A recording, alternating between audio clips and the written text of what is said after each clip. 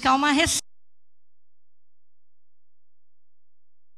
Eu ia dar por escrito para a Aniele, para minha filha, para ela não errar nessa escolha, mas difícil, é um tema interessante e eu espero que na reflexão de hoje a gente possa contribuir um pouco mais para que nós cheguemos a encontrar o homem ideal. Eu achei o meu, acho que a Giane achou o dela também, né? E eu tenho certeza que você pode achar o seu e a sua também, se nós tivermos alguns cuidados e principalmente se nós formos para a palavra de Deus.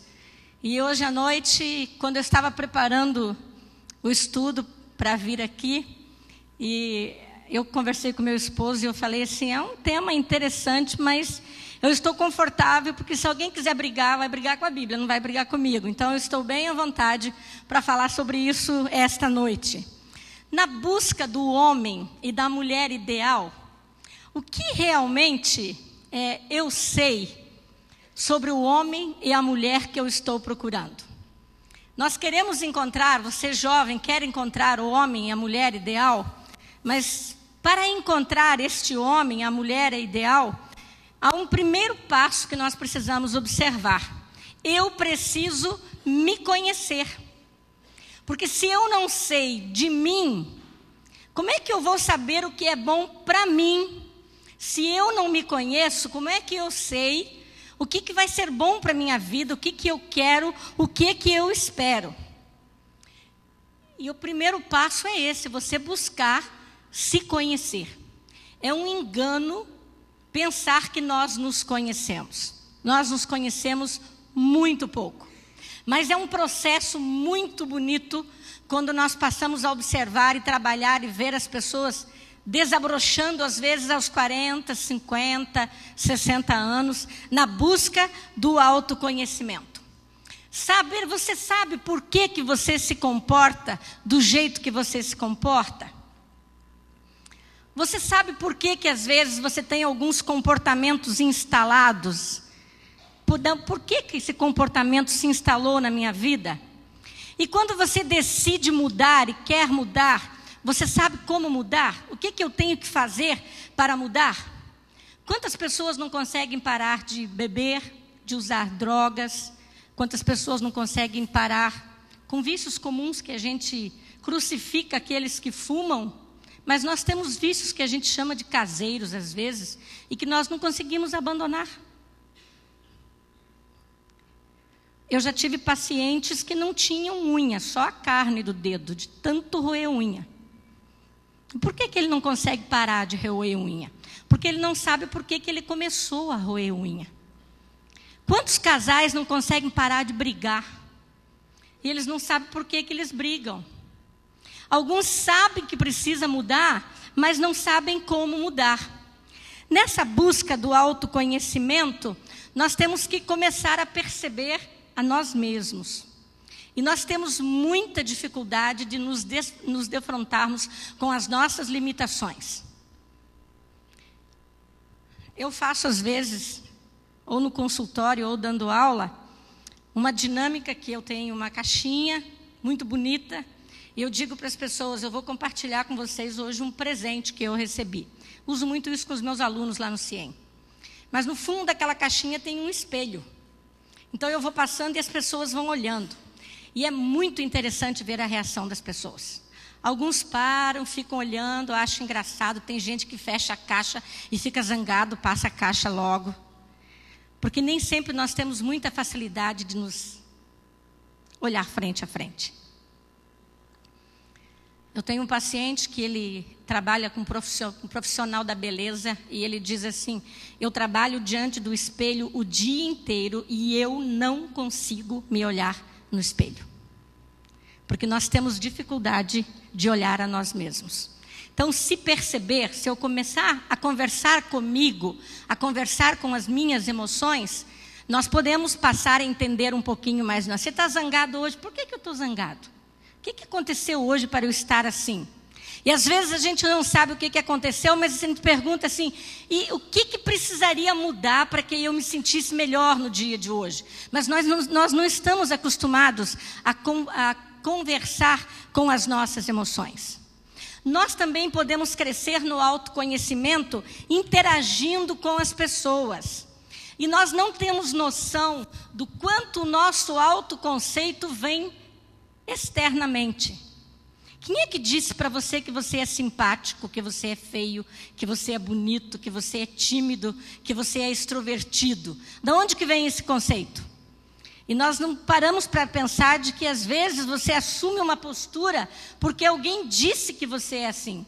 Fulano é tão simpático. E de tanto você ouvir que você é simpático, você acaba sendo simpático mesmo. O contrário também acontece. Aquela criança que a mãe diz assim, você nunca vai dar certo na vida, onde você põe a mão é uma tragédia. Tudo que você faz dá errado. Aonde você passa, parece que um vendaval passou atrás de você. Eu estou repetindo frases que eu ouço a semana inteira. E isso influencia diretamente na nossa autoestima. É nesse reconhecimento do outro e no questionar e pelo olhar do outro que nós também começamos a nos conhecer. Irmãos, quando Jesus disse assim, amarás o teu próximo como a ti mesmo. O que será que Jesus queria dizer a nós? Para amar o outro, eu preciso amar a mim mesmo. Mas como é que eu posso amar alguém que eu não conheço?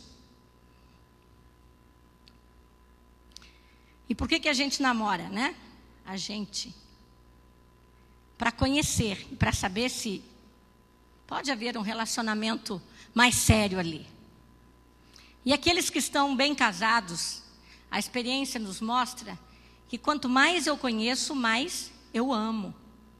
Quanto mais eu me conheço e cuido de mim, porque há um parêntese aqui, às vezes, me conhecendo, eu vou descobrir algumas coisas que eu não gostaria de ter.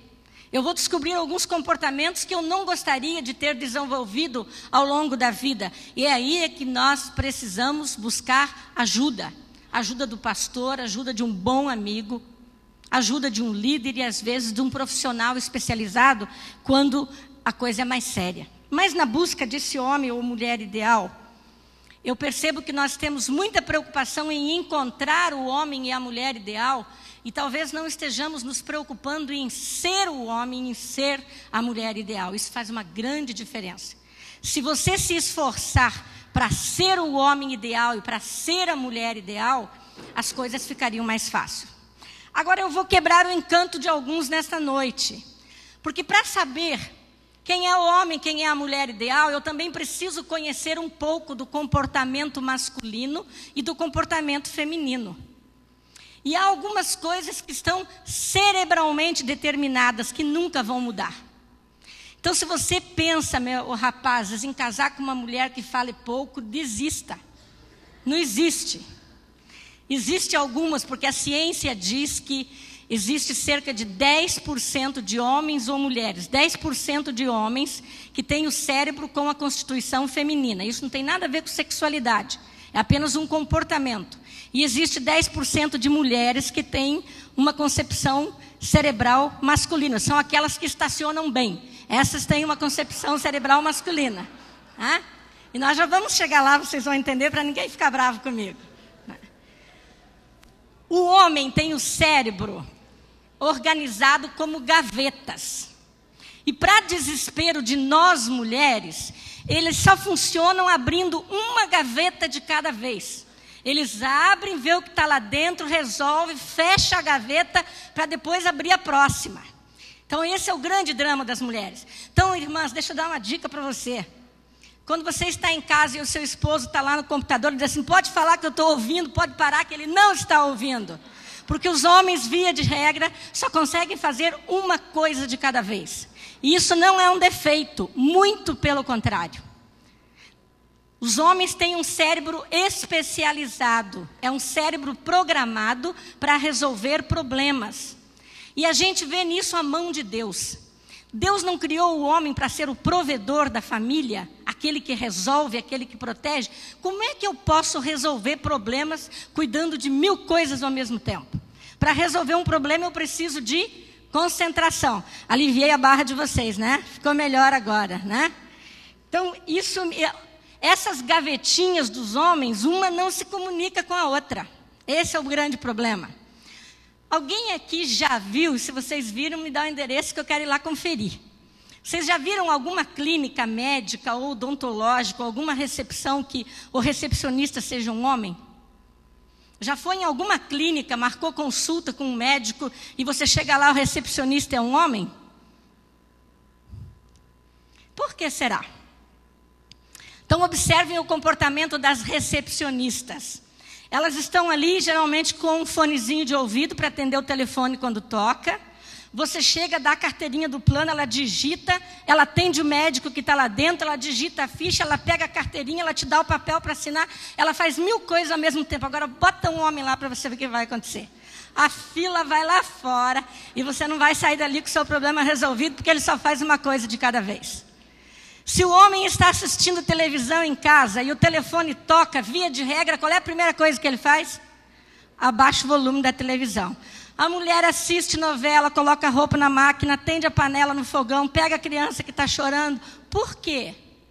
Se Deus criou a mulher para ser a dona do lar, aquela que cuida dos filhos da família, como é que ela ia dar conta de atender os filhos e cuidar da casa fazendo uma coisa de cada vez? Não dava certo. Então percebem como é que Deus faz tudo muito perfeito, como Deus faz tudo direitinho? A energia masculina é a razão. E é isso que enlouquece as mulheres. Porque elas estão chorando, se debulhando, e eles estão racionalizando a situação e o pensamento que está acontecendo em volta. Agora, para desespero dos homens, o cérebro masculino funciona igualzinho à internet. Conecta tudo ao mesmo tempo, abre tudo quanto é arquivo ao mesmo tempo, fala no MSN, no Facebook, tudo que der ao mesmo tempo. E isso enlouquece os homens. E a gente começa a falar um assunto e daqui a pouco a gente passa para o outro. Mas você não estava falando disso? Mas esse assunto já acabou faz tempo.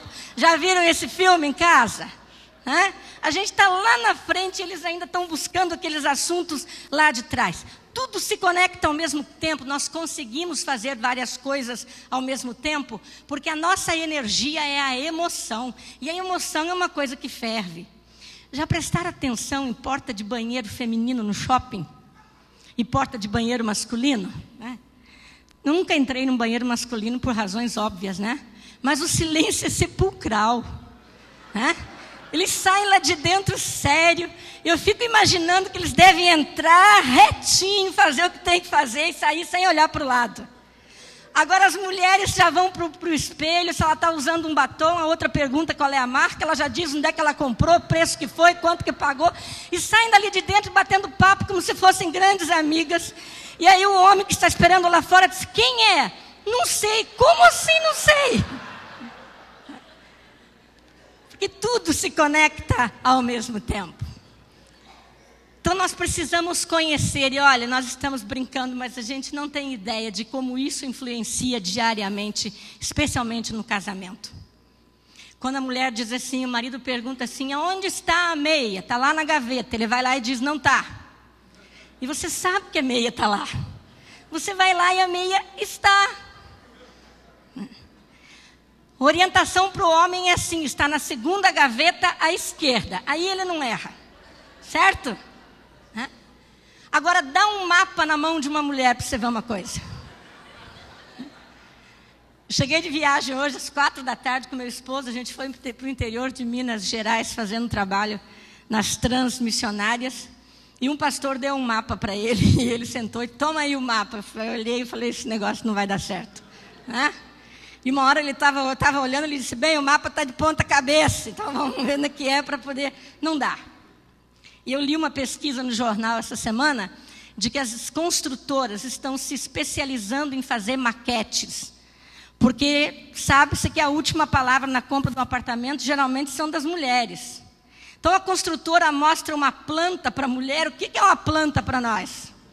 Né? Um monte de risco. E o homem olha e diz, que apartamento maravilhoso. A gente olha, cadê o apartamento aqui? E as empresas, então, estão se especializando em fazer maquete, porque nós precisamos de 3 dimensões para entender as coisas e para ler as coisas. Os homens, não. A gente vai fazer mudança E aí eu vou no apartamento novo onde eu vou morar e eu olho naquele espaço e digo assim, será que o meu piano cabe aqui? Então eu tenho que ir lá em casa, medir o piano e depois ir lá no espaço e medir o espaço lá. Agora, se meu esposo olhar e dizer assim, pode trazer que cabe, pode levar que cabe. Por quê? Porque a inteligência espacial dos homens é quase 2 vezes maior que a inteligência espacial das mulheres. O lugar do cérebro destinado a espaço dos homens é muito maior. Por isso que nós até aprendemos a estacionar muito bem, mas demora mais. E nunca vamos estacionar com a mesma precisão com que os homens estacionam. Uma vez eu estava na Praça Sem Penas, tínhamos um carro maior, e eu fui estacionar, a vaga era pequena, e tinha 2 homens na calçada me olhando. Eu sabia exatamente o que eles estavam pensando, né? E quando eu estacionei e desci do carro, um disse assim, não é que ela conseguiu? Né?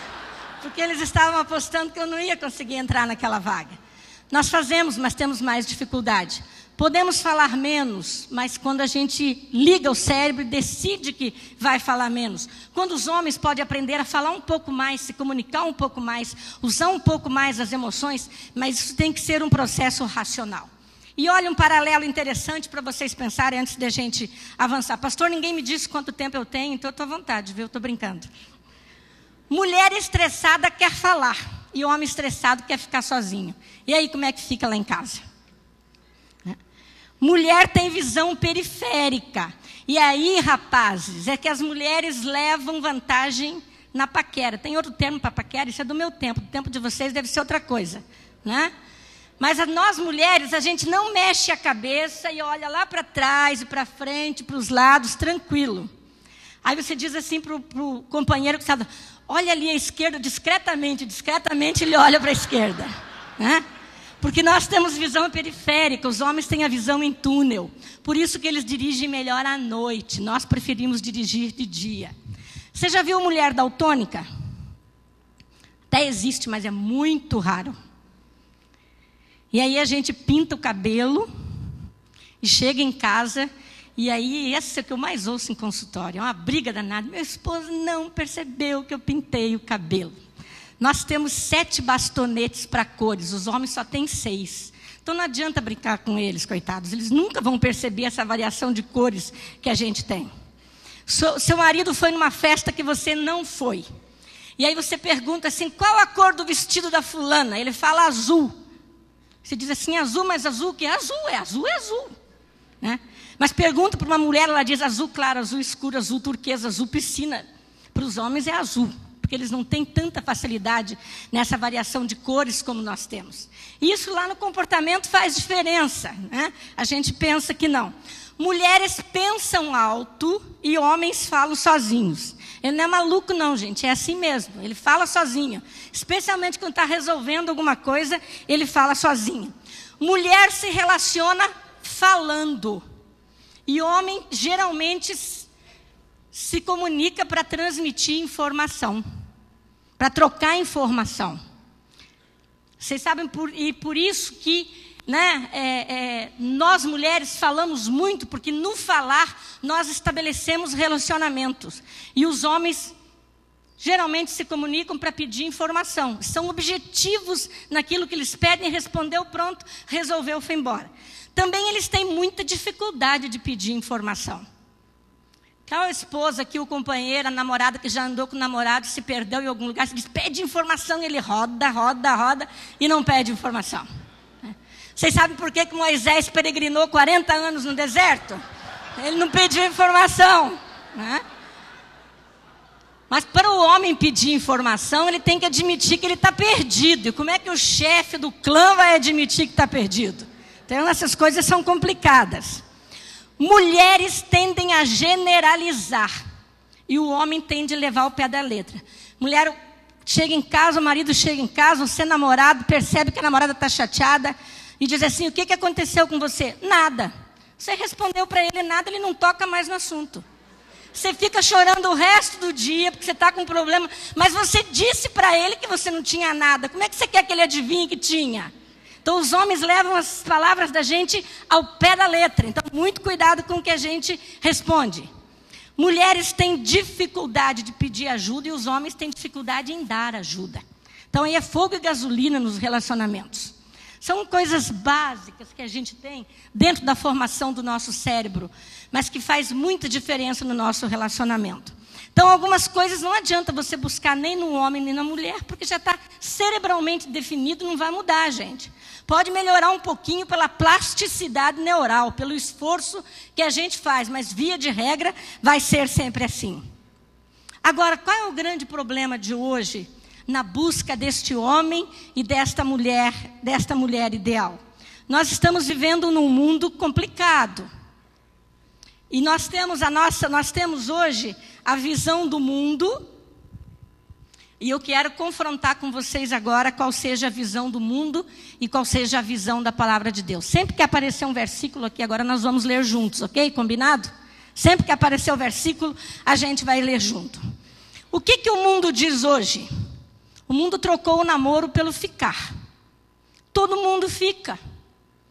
E ainda mais se eu estiver pensando em namorar sério, ficar não tem problema. Mas o modelo bíblico é o modelo do compromisso. E nós não temos noção de como o ficar está alterando, deturpando o comportamento e a sexualidade dos nossos jovens. Porque está levando a uma geração que não tem compromisso. Uma geração que brinca com sentimentos. Uma geração que se relaciona superficialmente e ao mesmo tempo com muita intimidade física. E há aqueles que ficam e só ficam. E se ficar para conversar, não sabe o que fazer. Porque o ficar não inclui conversa, não inclui diálogo, geralmente. O ficar geralmente é físico. Mas a Bíblia enfatiza o compromisso. Vamos ver o que a palavra de Deus diz sobre isso? Vamos ler juntos? Enfim. Tudo que é respeitável, tudo que é justo, tudo que é puro, tudo que é amável, tudo que é de boa fama, se alguma virtude há, se algum louvor existe, seja isso que ocupe o vosso pensamento. O que também aprendestes e recebestes e ouvistes e vistes em mim, isso praticai, e o Deus da paz será convosco. Dá para dizer esse versículo na hora de ficar? Senhor, me abençoa porque eu vou ficar com uma garota ou com um garoto só essa noite. Me abençoa, por favor. Dá para falar com Deus sobre isso? O segundo modelo do mundo diz que eu preciso testar a minha sexualidade. Afinal de contas, o corpo é meu, a liberdade é minha. Mas o padrão bíblico para isso é o padrão da pureza. E aqui, meus irmãos, daria um estudo só sobre isso. Tem sido difícil trabalhar nessa área. Há pouco tempo eu enviei um paciente meu para um outro profissional da área de saúde. Tem que tomar cuidado porque a galera está aqui, né? Já viu, né, pastora? A minha sentinela está aqui. E ele estava com uma dificuldade sexual. E o profissional disse para ele assim: há quantos anos você está casado? E ele disse: 8 anos. E o profissional disse: então, fácil de resolver. Você está cansado de ficar com a mesma mulher. Troca de mulher que seu problema vai ser resolvido. Esse é o padrão que a gente tem ouvido por aí. E nesse comportamento de testar a minha sexualidade, se isso fosse verdadeiro, como a gente tem ouvido por aí, que eu preciso experimentar antes, preciso conhecer antes, preciso me relacionar sexualmente antes para ver se dá certo, por que então que o nível de divórcio nunca foi tão alto como é nos nossos dias? Se esse teste funcionasse, os casamentos tinham que estar cada vez melhores e o índice de divórcio tinha que descer cada vez mais, porque está todo mundo testando. Então não tem nem lógica nesse nosso pensamento. A Bíblia deixa claro que o padrão para o casamento é a pureza. E eu vou abrir um parênteses aqui, que geralmente, a gente vai avançar daqui a pouco, vai falar exatamente sobre ciúme. Geralmente, quando eu trato de casais que têm um nível de ciúme exacerbado, eu vou pesquisando, e 90% deles se relacionaram sexualmente antes do casamento. E eu ouvi de um casal esses dias, e ele disse assim: ela cedeu para mim, antes do casamento, se cedeu para mim, cederia para qualquer outro. E aí ela disse assim, não, mas você era meu namorado. Ele disse, mas se fosse o outro, também cederia do mesmo jeito. E agora eu preciso salvar os casamentos que começaram por aí. Se você começou por aí, para isso existe perdão. Existe o perdão de Deus, mas vocês, enquanto casais, precisam olhar um no olho do outro e pedir perdão um ao outro por terem se defraudado antes do casamento, se você quer a bênção de Deus para o seu casamento. O mundo está dizendo totalmente o contrário. Recentemente, uma jovem disse no meu consultório, estou com dificuldade de fazer um exame ginecológico, porque eu não acho uma ginecologia, não encontrei dentro do meu plano de saúde uma ginecologista que tenha a aparelhagem necessária para uma moça virgem. E para alguns dizer para os outros, assumir que você é virgem, que isso? O que está de errado com você? O que está acontecendo com você? Mas o padrão bíblico é a pureza. Vamos ler o que a Bíblia diz sobre isso?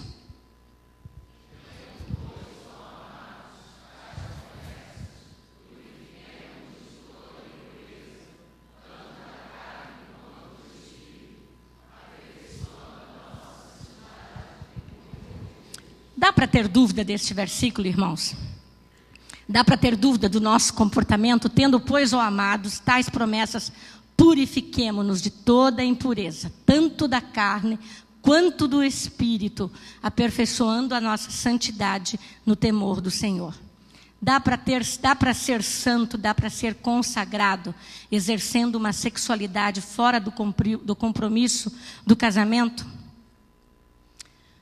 Um outro padrão mundano, toda relação precisa de um pouquinho de ciúme, afinal de contas, ciúme é a prova de amor. Pelo contrário, ciúme é prova de desconfiança e não prova de amor. Se você tem um relacionamento, e é interessante que algumas meninas, especialmente as mulheres, ficam zangadas quando o namorado não tem ciúme dela. É como se ele não gostasse dela porque ela não sente ciúme. Ciúme é prova de desconfiança. E a Bíblia exige confiança. Coríntios 13 diz o quê? Vamos lá?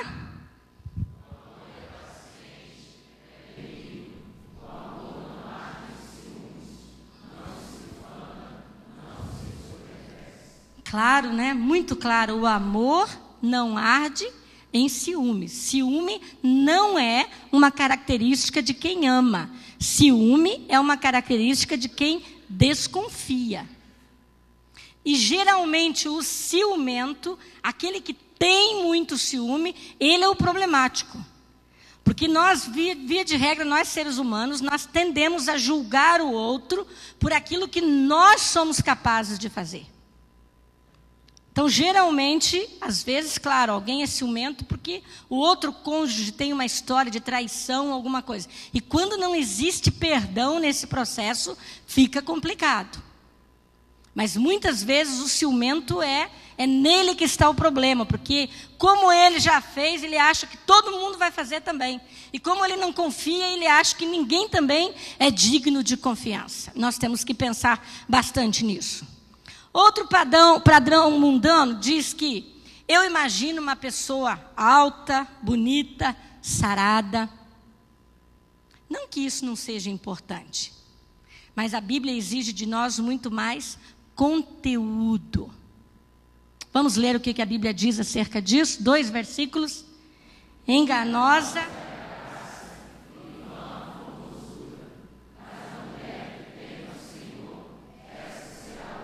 Só os homens agora.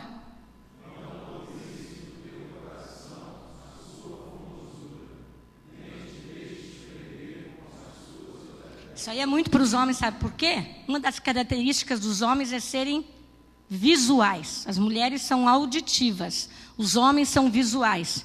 E os homens são muito pescados pelos olhos, por aquilo que eles veem. E muitos escolhem o seu par ideal por aquilo que ele está vendo.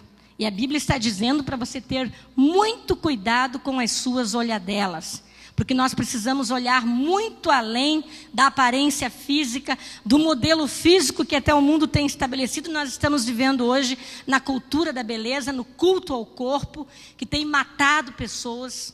Os consultórios psicológicos estão cheios de meninas com bulimia, com anorexia nervosa e tudo mais, vítimas desse processo que o mundo tem implantado para nós. E nós precisamos ter muito cuidado, e vamos entrar no próximo que vai completar o que nós temos. A Bíblia, o modelo mundano diz que eu tenho que pensar o que é bom para mim. Afinal de contas, a minha felicidade está em jogo. Esse é um problema na procura do homem ou da mulher ideal. Quando eu estou esperando tudo para mim, o que eu quero, o que eu desejo, o que aquele homem ou aquela mulher tem que ser para mim. E o modelo bíblico é altruísmo. Eu tenho que pensar o que eu posso ser para o outro, o que eu posso oferecer para o outro. As pessoas dizem assim, eu quero casar para ser feliz. Já vai começar errado. Ninguém deve casar para ser feliz. Nós temos que casar para fazer feliz. E se você não é feliz como solteiro, você não vai ser feliz como casado. Porque isso está dentro de você. Então, se você vai procurar a felicidade no casamento e procurar a felicidade no outro ou na outra, você já está começando errado. Você tem que levar a felicidade com você, para dividir com o outro, para somar com o outro. Mas se você está esperando casar-se para ser feliz, eu sugiro que você trate de ser feliz hoje. Que se você for feliz hoje, realizado hoje, há grande chance de você ser feliz no casamento. Mas casar para ser feliz jamais traz não traz benefício para ninguém. O modelo do mundo também diz que eu tenho que ganhar bem, ter bastante dinheiro, ter casa, ter carro. E esse é um modelo que as mulheres perseguem bastante. Claro que eu tenho que me preocupar, e é justo me preocupar com um par ideal, alguém que seja esforçado, alguém que seja estudioso, alguém que seja trabalhador, alguém que tenha condições de manter um padrão familiar. Mas muito cuidado quando nós estamos na cultura do ter e nós estamos abandonando o ser. Às vezes fulano ou fulana tem muito, mas é pouco. Ele pode ter muito dinheiro e ser pouco atencioso, ser pouco companheiro, não ser fiel. Então procure mais alguém que possa ser do que alguém que possa ter para a sua vida. Vamos ler o que diz a Bíblia sobre isso? Vamos ler? Quem?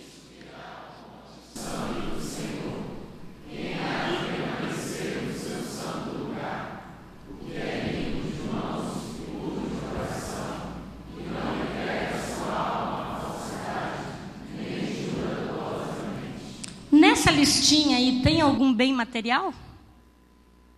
Percebe que nessa lista não há nenhum bem imaterial, que é uma lista que trata unicamente da nossa subjetividade, limpo de mão, puro de coração, que não entrega a sua alma à vaidade, que não jura dolosamente. Olha quantas características bonitas para se procurar em alguém. Eu sei o que estou procurando? Você sabe o que você está procurando? Você sabe como mulher o que é que você precisa para ser feliz no casamento? Homem, você sabe o que é que você como homem precisa para ser feliz no casamento? Faz parte da personalidade da mulher ser protegida, sentir-se protegida. E nós mulheres, usando a linguagem mais comum, nós suportamos qualquer tranco desde que nós nos sintamos protegidas e cuidadas. A pessoa que você está olhando, que você está idealizando, é alguém que pode te dar proteção? É alguém que faz com que você se sinta segura? Os homens precisam de afirmação. O índice de suicídio no Brasil entre os homens desempregados está se tornando assustador. Agora olha a diferença, um homem que ficou desempregado, e se ele chegar em casa e contar para a esposa que ele foi demitido naquele dia, e ela disser para ele, não tem problema, nós vamos lutar juntos, estou do seu lado, e nós vamos economizar enquanto família, eu vou intensificar o meu trabalho, mas eu vou te ajudar e nós vamos encontrar um emprego e tudo vai dar certo. Ele vence. Agora aquele homem que perde o emprego e ele chega em casa e a mulher diz: e agora? Como é que vai ser? A única coisa que você fazia, que era trazer dinheiro para casa, agora você não faz mais? E há homens que a gente pensa que é simples, mas há homens que estão se suicidando, porque estão desempregados há muito tempo. E nós vivemos num país, numa cultura de que o homem foi programado para produzir. E alguns homens acham que o único valor dele é realmente o sustento da família. Que se por algum tempo ele não tiver condições de fazer aquilo, ele não sabe fazer outra coisa. Então os homens precisam ser afirmados. Os homens podem enfrentar muitos problemas lá fora. Mas se eles tiverem uma companheira que diga: eu estou com você, eu vou lutar com você e nós vamos vencer isso juntos, ele vence. A pessoa que você está idealizando é alguém que tem o perfil de que pode te dar essa força na hora que você precisa? É alguém que tem o perfil de ser companheira? É alguém que sabe viver em qualquer situação? É alguém que é capaz de conviver com você por um grande tempo em que você possivelmente possa estar desempregado? Este é o olho clínico para descobrir qual seja o homem e qual seja a mulher ideal. Para isso nós precisamos conhecer bastante do universo masculino. Os homens precisam se especializar no universo feminino e as mulheres precisam se especializar no universo masculino. Nós precisamos entender, nós mulheres precisamos entender por que os homens pensam assim. Os homens precisam entender por que as mulheres pensam assim. Isso faz parte do nosso preparo na busca do homem e da mulher ideal. Alguns comportamentos instituídos que a gente acha engraçado, mas faz parte do comportamento masculino e do comportamento feminino. Você já observou loja de calçado? Que tem aquela divisão ao meio, tem a seção masculina e a seção feminina. Já percebeu que a seção feminina quase sempre está lotada e a masculina quase sempre está vazia? O homem, quando vai comprar um sapato, ele chega lá e diz: eu quero um sapato marrom 42 da marca tal. Aí o vendedor disse: não temos. Ele sai e vai para outra loja buscar na outra loja. Agora, nós mulheres pedimos um sapato tal. O vendedor, que já não é bobo, ele é esperto, ele já desce com mais 3 ou 4 caixas, não é assim? Porque ele sabe que você vai experimentar mais um, veio para comprar um e leva 3. Os homens não.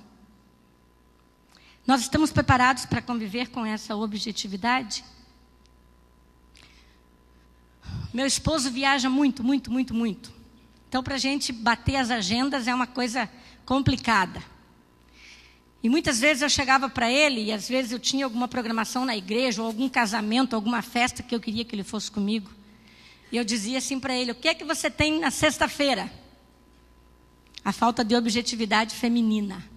E ele dizia assim para mim: não é melhor você dizer para mim o que é que você quer fazer na sexta-feira? Gostou, né, pastor?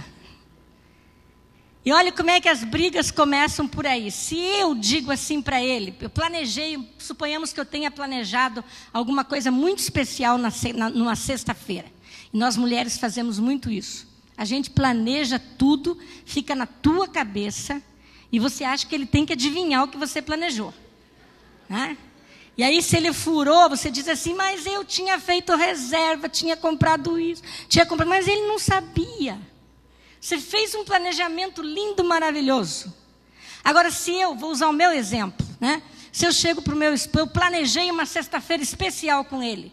E aí eu chego para ele e digo assim: o que é que você tem na sexta-feira? E como ele sempre responde, né? Vou pregar na igreja tal. Eu aqui ia pensar: tá vendo? Ó, nunca tem tempo para mim. Mas como é que ele vai saber que eu planejei alguma coisa na sexta-feira? Agora, se eu dissesse: olha, sexta-feira tem isso, dá para você ir comigo? Como muitas vezes aconteceu, ele dizia assim: olha, eu tenho um compromisso, mas vou tentar desmarcar. Agora, se eu deixo, né, na adivinhação, como é que ele vai saber? Essas questões, que às vezes parecem cômicas, são importantes a gente conhecer como é que funciona o cérebro de cada um, para que eu possa buscar o meu par ideal, para que eu possa buscar o homem e a mulher ideal. Posso conviver com aquelas diferenças que eu sei que nunca vão mudar? Algumas coisas mudam, algumas coisas nunca vão mudar. Eu sou capaz de conviver com aquilo que nunca vai mudar? Isso é importante. Agora, jovens, especialmente, é sempre bom lembrar que procurar o homem e a mulher ideal no mundo de hoje é nadar contra a correnteza. Que procurar o homem e a mulher ideal hoje é andar na contramão. Porque o padrão cristão hoje, o padrão bíblico, o padrão da palavra de Deus, é contrário a tudo que se está vivendo no mundo de hoje. E nós temos que ter muito cuidado com o padrão da maioria. E nós achamos que nós temos que andar com a maioria. Olha, muito cuidado, porque a maioria do mundo está fora dos padrões de Deus. Então, se eu estou com a maioria, eu já não estou bem. A maioria das pessoas está interessada nos prazeres mundanos. A maioria das pessoas não se posiciona corretamente. A maioria das pessoas não está preocupada em fazer a vontade de Deus. A maioria das pessoas não lê a Bíblia. A maioria das pessoas hoje está fugindo de compromisso. A maioria das pessoas mente e engana. Vocês já pararam para observar como se mente no mundo? É assim, coisas corriqueiras. A maioria está entrando pela porta larga. E a Bíblia diz que estreito é o caminho que conduz à salvação. A maioria está abrindo mão dos padrões morais e divinos. E jovens, algumas coisas para a sua vida, você não precisa orar para saber a vontade de Deus, não. Quando alguém chega para mim e diz assim, estou namorando um rapaz, uma moça que não é cristão. Gostaria que a irmã orasse por mim para saber que a vontade de Deus. Não precisa orar não, irmão. A Bíblia já diz, a gente pulou um slide, né? Não vos prendais ao jugo desigual.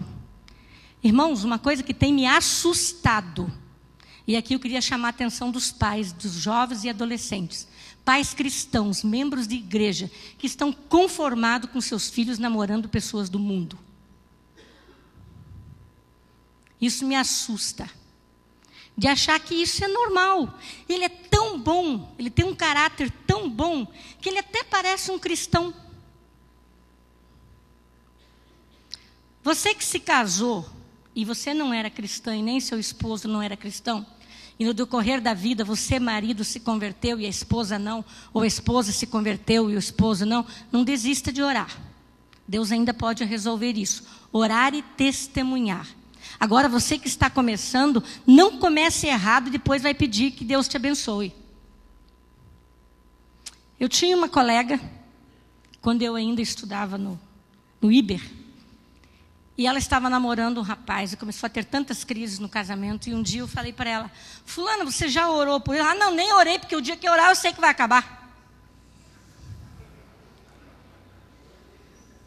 Eu preciso realmente orar para saber se é da vontade de Deus que meu filho e minha filha namorem alguém que não é do mundo, não é da igreja? E para você que ainda vai se casar, suponhamos que você encontre uma pessoa que seja assim aquela pessoa dos seus sonhos. Ela não é cristã, mas ele tem um bom caráter. E tem gente, olha, triste afirmar isso, mas tem caráteres melhores lá fora do que aqui dentro. Tem gente que não é cristão, mas não mente, não rouba, não engana. Essa é a verdade. Tem gente que se diz cristão e rouba, engana e mente. Mas que bom que está aqui dentro, que pelo menos tem a chance de melhorar. Mas suponhamos que você encontre aquela pessoa que é o homem ou a mulher dos seus sonhos. Ele é atencioso, ou ela é carinhoso, é bom, é trabalhador, é honesto. Vem à igreja com você todo domingo e diz para você, mesmo que eu nunca vá me converter, nunca vou fazer parte da sua igreja, mas eu vou deixar que você frequente a igreja livremente e faça tudo o que você precisa fazer. Nunca vou prender você para nada na igreja. E isso existe. Eu conheço muitos esposos e muitas esposas que se converteram depois, que não criam a menor dificuldade para que seu cônjuge sirva a Deus. Mas eu estou falando com alguém com quem ainda quer se casar. Suponhamos que isso seja verdade. e que você se case com essa pessoa e tenha um casamento muito feliz. Mas se você parar para pensar que na eternidade vocês estarão separados, dá para conviver com isso? Para conviver pensando que a pessoa que você mais ama no mundo, na eternidade vai estar longe de você? Então, para algumas coisas a gente não precisa nem orar. Algumas coisas a palavra de Deus já é muito clara. Meu esposo às vezes brinca e diz assim, tem gente que tenta o diabo, não é o diabo que tenta a pessoa não. Tem gente que está tentando o diabo. Não brinque com fogo. Não abra essa brecha. Meu pai dizia assim para mim, namorar com uma pessoa que não é cristã é inegociável. Isso ficou claro para mim desde pequena. Ele dizia, nem me conte, nem fale comigo, se eu descobrir, o resto é melhor não contar. E foi bom. Como foi bom ter aprendido isso. Então, algumas coisas nós não podemos abrir mão. Nós precisamos, jovens, talvez você tenha começado errado. Talvez você esteja num processo de namoro que está errado. Com o passado, nós não podemos fazer nada. Aquilo que nós já erramos, aonde já erramos, o que fizemos no passado, não há mais como consertar. Nem Deus muda a história. Já viram Deus mudar a história? Não muda. O que passou, passou. Eu só posso fazer resgates positivos até das experiências negativas. Mas o que passou é passado. Agora eu posso investir no presente e dar um final diferente a uma história que começou errada. Isso ainda é possível, se você se colocar diante do Senhor. A Bíblia diz que nós estamos no mundo, mas não somos do mundo. A Bíblia diz, não vos conformeis com este mundo, mas transformai-vos pela renovação da vossa mente, para que experimenteis qual seja a boa, agradável e perfeita vontade de Deus. Sempre que você estiver em dúvida no comportamento, na procura de um homem, de uma mulher ideal, eu posso dizer que isso é bom, é agradável, é perfeito? Um bom sinal de que se você está namorando, que você tenha encontrado o homem ou a mulher ideal, um bom namoro é aquele que faz de mim uma pessoa melhor.